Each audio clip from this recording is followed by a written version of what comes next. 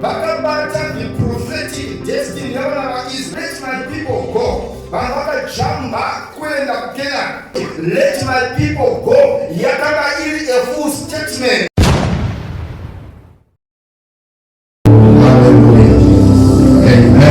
Let my people go. Now, tinoziva kuti this statement takamboinzwa vanhu vedu inoshandiswa zvikuru, especially kana tichishumira nyaya dzedeliverance. Ende vashumiri vanoda this statement zvakanyanyisa nemhaka yekuti inoapira panyaya yedeliverance yokubuda nokuti paine let my people go. Hallelujah. But nhasi ndiri kubata nedifferent angle.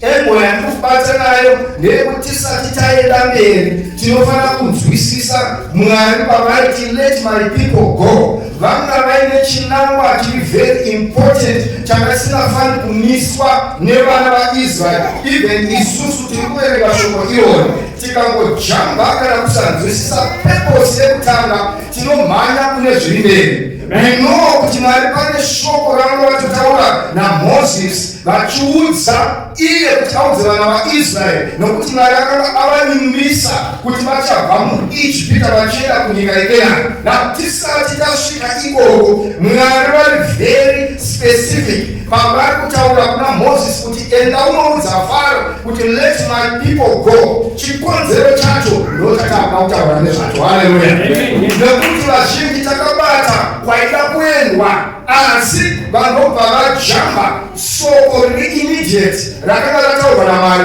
because soko iroro riri very very important nokuti Mwari vaida kuti vatange vaimplementa that statement iyoyo kana kuti that way. So Mwari vanoti that they may go and worship me. Hallelujah. Amen. That they may go and serve me. Now, dambudziko raitika nderekuti vanhu vakabata the prophetic destiny yavana vaIsraeri kuti vakavaiti let my people go. Vanhu vakajamba kuenda kuKenani kune nyika inoyerera uchi nomukaka vachikanganwa kuziva kuti Mwari pavakataura statement yekuti let my people go yakanga iri a full statement. Hallelujah. That they may go and what? Worship me. Hallelujah. That they may go and what? Save me.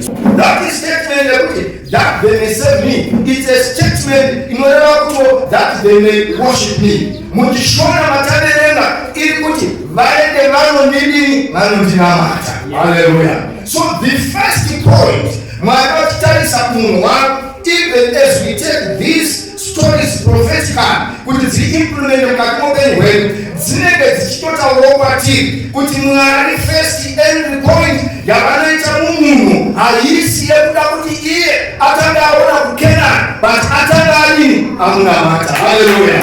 So the gospel rinofanira kunge riri very clear as we are trying to project kuti vanhu vanzwisise chinangwa chaMwari pakurarama kwake nepakumutevera kwake nezvaanoda kuita mukati muupenyu hwevanhu, kuti vanhu vanzwisise kuti first thing first, because if we jump to the destiny then we cannot reach there, because destiny inosvikwa when you start the first step. Hallelujah. Amen. Which is to worship him. Hallelujah. Amen. So this is the word ratinoda kuti bate pazuva ranhasama, uye kana tabata richatibatsira zvakare kunzwisisa kuti our blessings and the prosperity iri kutsvagwa nevanhu munyika meso nokuzara kwatinoita tichitsvaga nokushanda kana even kuwedza machechi tichinamatira. One of the mistake iri kuitwa nevanhu ndeyekutadza kunzwisisa the language yaMwari pavanodana munhu kana pavanodzikinura munhu. Hallelujah. So let my people go, of course, is related to deliverance. Vana vaIsraeri vachibviswa muIjipiti vachiendeswa to their promised land. Inoreletwawo zvakare nokusungurwa kwedu vanhu vachibva musimba raSatani, utapwa hwaSatani hwokusungwa nezviri, hwokuopreswa nezvakasiyana siyana, vachiendeswa to their destiny nelife yavakagadzirwa naMwari. But chekutanga tinozorasika kuti vanhu vanosara vachizombodzengerera sevana vaIsraeri zvavakazoita murenje inyaya yekuti vanhu vanenge varasa the first words dzamwari. Hallelujah. Instruction ndiyo inaita kuti munhu ave successful. Hallelujah. Amen. Amen. Tese takaita opportunity ndinoziva unoreswa matesti whether kuchikoro kana kupi. Instruction inenge very clear. In this letter anoverenga instruction.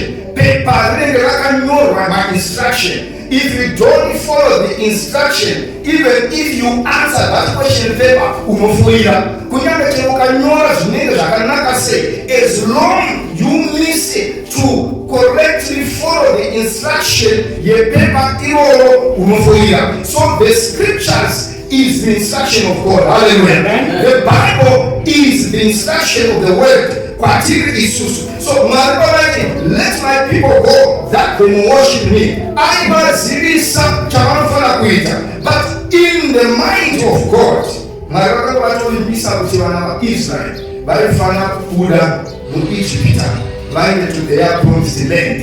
The promised land which carries the blessings, the prosperity, yet vana Israel. Now, tinoona isusu kuti marashubira kwandiri kuti one of the mistake irikuita kuti vanhu vazorasa Mwari along the way inyaya kuti when the eyes are focusing on the promises of God dziri mberi but masteps ekunamatwa asingaimplementwe vanofrustratwa nemhaka yekuti Mwari chinotanga kumufadza iworship. Hallelujah.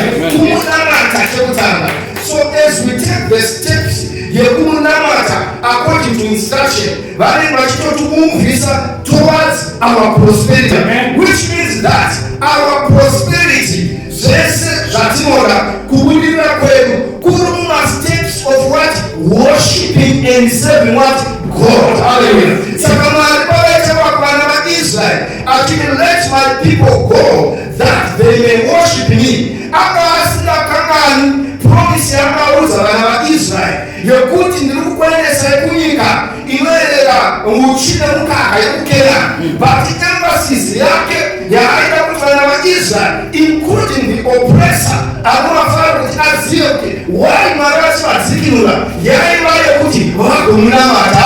At the back of the mind of God, Mwari aiti vana vako ava vagara muutaka wokudzimirwa muurombo naFaro, vagara vakadzvinyirirwa. I must take them out kuti vanoenjoya the blessing and the destiny inoerera uchi nemukaka. Hallelujah. But akuti iwo ngavabude vanondinamata. Hallelujah.